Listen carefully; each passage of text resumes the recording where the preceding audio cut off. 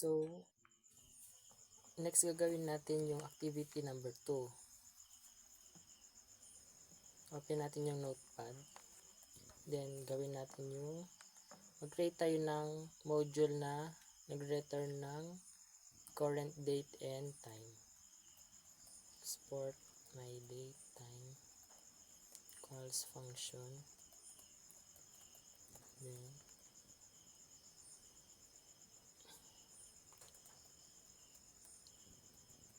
i-return na yung date. Return date.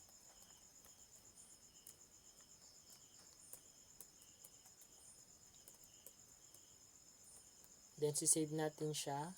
File as my first module.js. Sa desktop ulit natin isisave. My first module.js. Then, save as all files natin. Then, save natin. Save. Then, mag-include na tayo ng sarili nating module. So, gawa tayo or mag-open tayo ng new notepad. Then, var http require.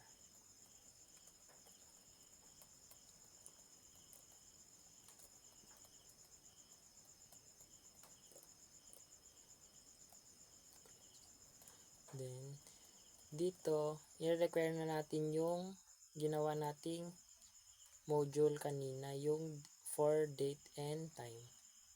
Require my first module.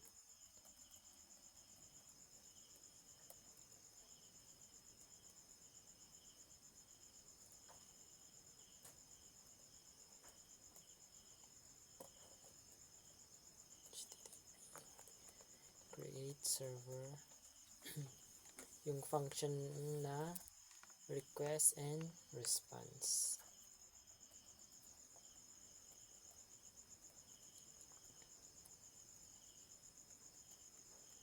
Then yung header natin, res.writeHead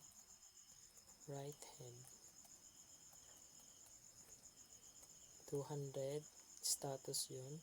Then yung content type niya is text HTML. Text HTML. Text single quotation. Text HTML. Close.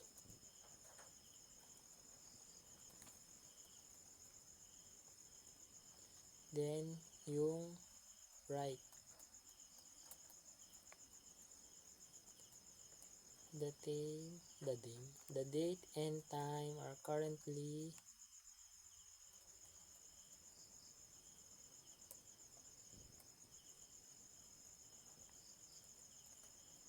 mag-add tayo ng plus dito para kunin niya yung DT, which is yung first module na ginawa natin kanina.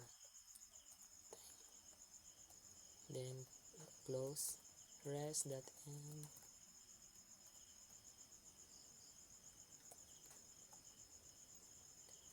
Dito gumamit siya ng port 8080. So, gamitin din natin yan. 8080.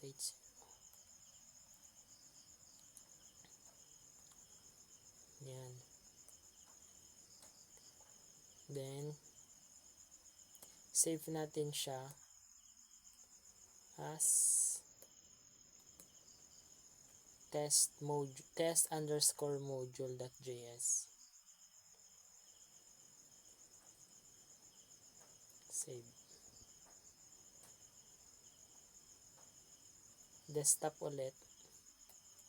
test_module.js.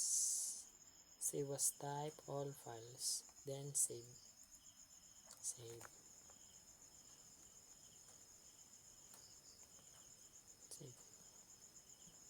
Then, try natin i-access yung server niya.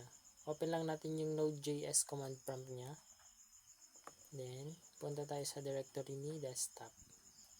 Resize lang. cd desktop.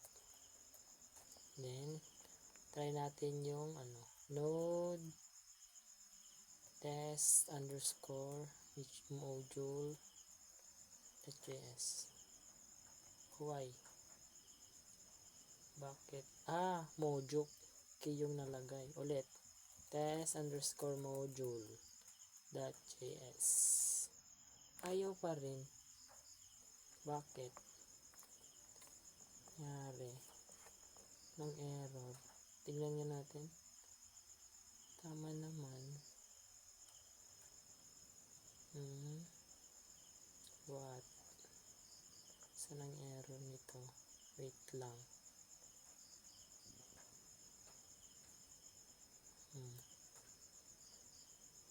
Wait nga.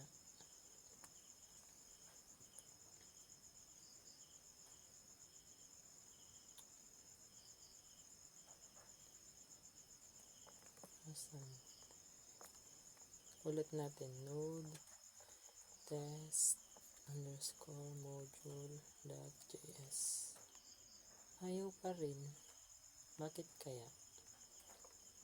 Saan yung error?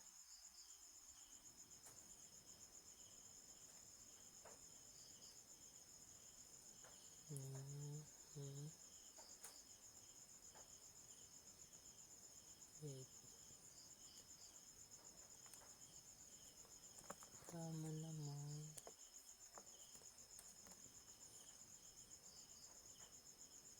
Nasaan ang error?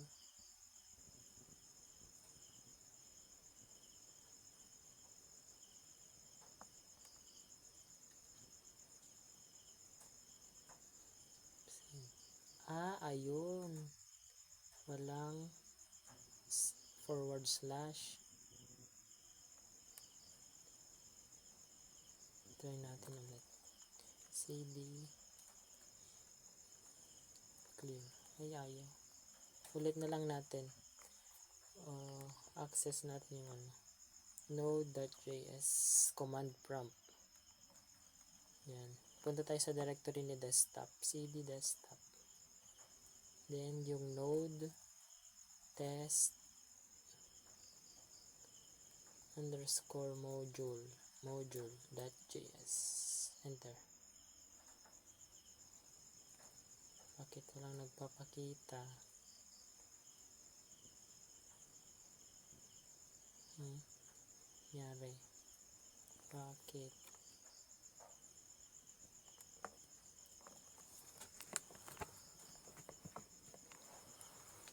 Walang nagpapakita.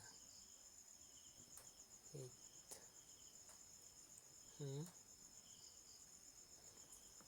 Ano kayang mali dito?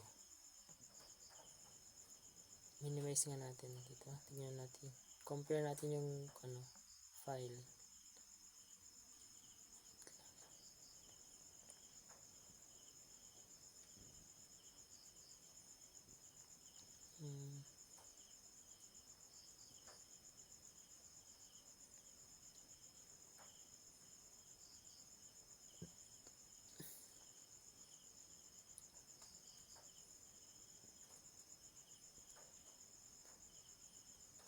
Okay. Nice. Doon. Try natin nga. Ba't ayaw? Refresh. 80-80 pala yung ginamit natin dito, pero naka-80. Ayun. Okay na. 80-80 pala yung ginamit natin, kaya ayaw Naglalagay tayo dito ng console para di tayo malito. Console.log server is running at http 127.0.0.1. port 8080. 8081 pala yung nakalagay dun sa ano, kaya pala ayaw. Yan, save natin ulit. Then try natin i-access ulit yung Node.js command prompt. Yan, Node. Try natin sa, then punta tayo sa directory ng desktop, enter, cd, mali, node test underscore module.js. Server running at what? Yung ano, double quotation, di sila ano, ulit, test underscore module.js. Ayun, try natin access. Then ayun, okay na, na-access na natin yung, so dito yung permit niya is yung current date and time, September 19. So much sila dun sa ano, September 19, 15. So 3:31.